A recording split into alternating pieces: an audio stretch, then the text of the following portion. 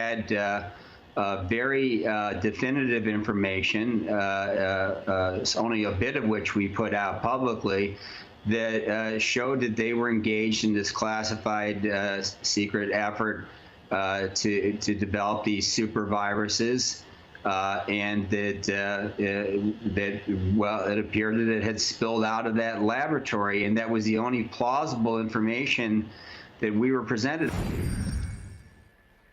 David Asher, who you've seen here on Fox News at Night, a State Department investigator who led the probe into the origins of COVID-19, telling our own Martha McCallum earlier today that he was never presented with proof that the virus originated in nature. So tonight, there's growing interest in this theory that the virus instead emerged from the Wuhan Institute of Virology in China. Here now to discuss that with us, former Secretary of State Mike Pompeo, joining us tonight from Tel Aviv. Great to have you back. Shannon, it's great to be with you again.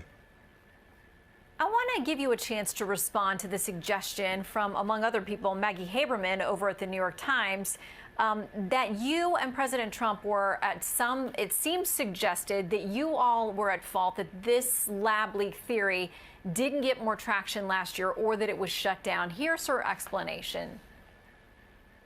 President Trump and Mike Pompeo, the Secretary of State, both suggested they had seen evidence that this was formed in a lab, and they also suggested it was not released on purpose, but they refused to release the evidence showing what it was. And so because of that, that made this instantly political. Your response? Oh, poor Maggie.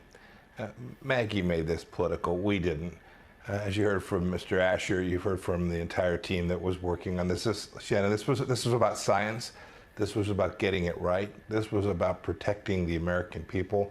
We knew immediately, as early as January of 2020, that we had a shutout going on. The Chinese Communist Party was going to shut us out from the information that we needed so that we could respond to this pandemic in the right way. And so we, the team that David Asher was talking about, the State Department, and that Maggie Haberman just trashed them, the professionals at the State Department. We knew we were doing the right thing. We were working on it. Every place along the way, we released as much information as we possibly could, consistent with classification requirements. I'm really proud of the work we did. There's still an awful lot to do to figure out how we make sure this doesn't happen again. There are a number of ongoing investigations. There are calls for international bodies to get more involved. They say they've done that. Some of them have done it with minimal access or no access or no help from China. But I want to read something that comes to us from the State Department now under the Biden administration. Says there's been incorrect reporting. This is the spokesperson, Ned Price, that the Biden-Harris administration shut down an investigation by the State Department's Bureau of Arms Control and Verification into the origins of the COVID-19 pandemic. That reporting is incorrect.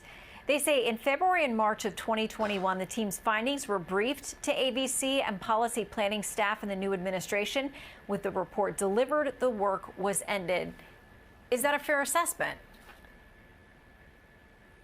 You know, I can't say exactly what happened in the Biden administration, so I don't want to get into a process argument or a words argument with them. What I've seen to date is that they have not done the hard work that needs to be done. This information is in the possession of the Chinese Communist Party, and President Biden has a responsibility to raise this every time he talks with Xi Jinping. You know, Shannon, we've talked about this laboratory, this Wuhan Institute of Virology, from which the Wuhan virus may well have escaped. The Chinese Communist Party knows the answer to that. President Biden has a responsibility to ask Xi Jinping and demand that he does this. They're still engaged. They're still engaged in this kind of virus research at that very laboratory. And from what I've seen, there's been no changes in the safety protocols there either.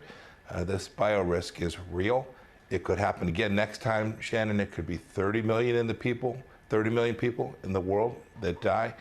We have to get to the bottom of this, and we have to impose cost on the Chinese Communist Party until they share the answers with the world. They know the answers. Yeah, the world deserves those. You're there in Israel. You have had strong working relationships throughout the Trump administration in your service in that region of the world. I'm going to read something from the new Secretary of State, Anthony Blinken. It says Secretary of State Tony Blinken warned Israeli leaders, this was in Axios yesterday, on his visit to Jerusalem this week that evictions of Palestinian families from East Jerusalem or further unrest on the Temple Mount could spark renewed tension, conflict, and war. It says he was stern with the Israeli leaders. What do you make of the U.S.-Israeli relationship in this very tense moment? Well, Shannon, a couple of things. I remember so well the Trump administration was warned if we made changes to U.S. policy that there'd be the tensions, the war, the violence that Mr. Blinken suggested there. When we moved the U.S. Embassy to Jerusalem, when we allowed the Golan Heights to be properly recognized as Israel's right to occupy them. When we did those things, there wasn't war. When we made clear that some of these settlements were lawful, there wasn't war. Indeed, what happened is when this administration cozied up to the Iranians, when this administration sits at the table with the very entity, the regime in Iran, that is underwriting Hamas, we get missiles in the very place I'm sitting today.